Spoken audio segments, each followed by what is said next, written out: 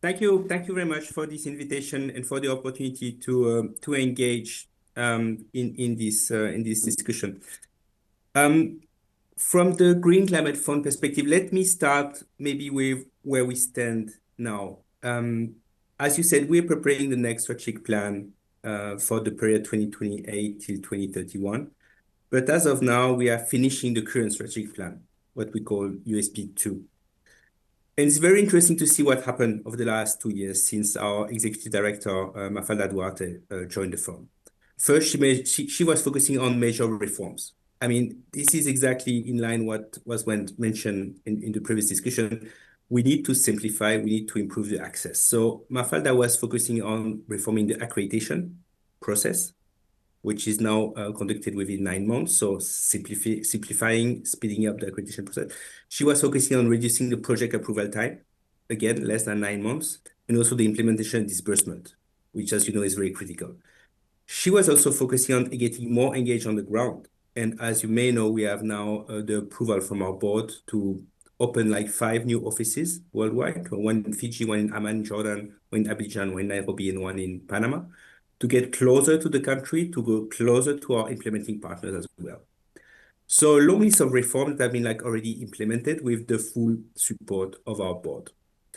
The second big change, and I think it's very important, is that our network of accredited entity, our implementing partners, is further broadening. We have 168 as of today. More than 2/3 of them are direct accredited entities, so really like national and at regional level. And this helps us to also being more engaged at local country level and to increase the country ownership, of course.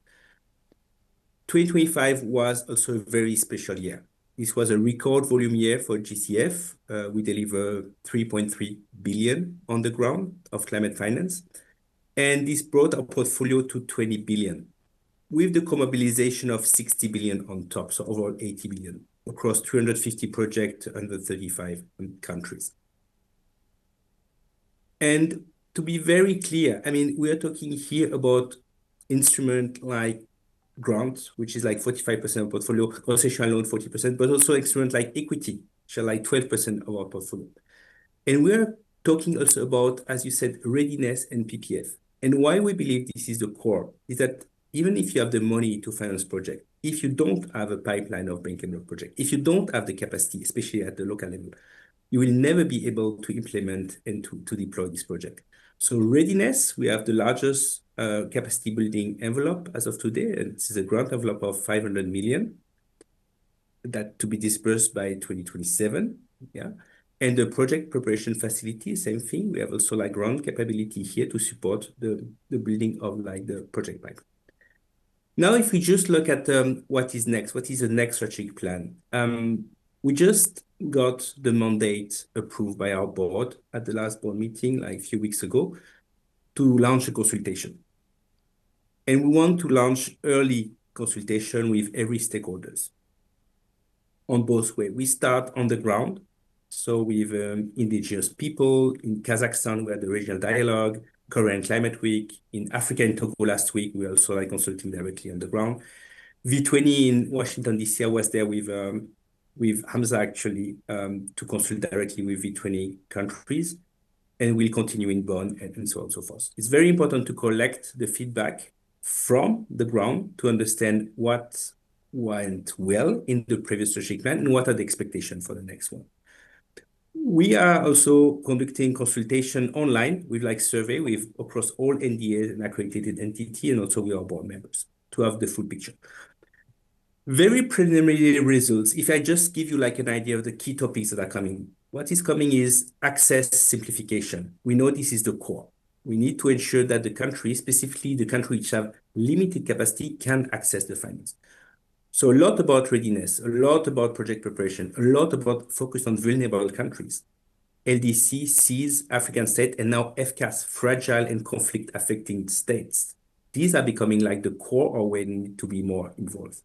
A lot about adaptation finance. We know that mitigation now is to a certain extent covered by the private sector, but adaptation remains like one of the big issues. More need for concessional finance, especially in these fields, vulnerable country adaptation, and how to leverage better the private sector. I mean, these are the big topics that are coming. as a just preliminary findings. We will present a consolidated report at our board in June, in Tajikistan. And based on that, we'll start drafting the strategic plan that will be approved actually in spring or summer 2027. I just want to finish on one specific point, and this is linking to the topic that Hamza was stressing on the country platform and on the CPP. Why we believe country platform is a cornerstone in this discussion. Because country platform is probably the best way as of today to align at country level the political ambition of the country. And we know that Pakistan is very engaged along this way with very ambitious NDC, NAPS, to align that with the project that you deploy on the ground, the project pipeline and also the policy pipeline that you want to deploy. The second thing is the country platform helps you to coordinate the different players. We have several countries which are completely overwhelmed by the architecture. It's just too many players coming around with different programs, different projects. You need to basically be able to coordinate them around the programmatic pipeline that you want to push in your country, that you decide in your country. And this brings me to the last point, is country platform is also the best way to increase country ownership. Best example is what was deployed in Brazil. This is a country platform that the GCF was supporting with 1 million from the readiness program. They put BNDS, this is a local development bank, in the core of the platform. So this is the bank who knows which are the needs, who know which has the local conditions, the local economic priorities, the local political also priorities, and they are driving the platform. So it's not like people from the World Bank or from GCF or from the Asian Development Bank. These are people from BNDS, people from the country, and they are driving the platform. This platform also sends a very strong signal to other partners, especially the private sector. I mean, the example of Brazil, as of today, after about 18 months after the launch of the platform, we have pipeline of 18 projects, 25 billion pipeline, and most of them with private sector partners around the table. And finally, it's helped us also to make the implementation, the monitoring. Again, the country being in the driving seat, having the full overview. So now we are moving to this phase when we were, as a GCF, supporting the launch of all this platform. We supported the launch of 17 platforms so far, to the phase when we want to make the implementation happen and to see the delivering happening.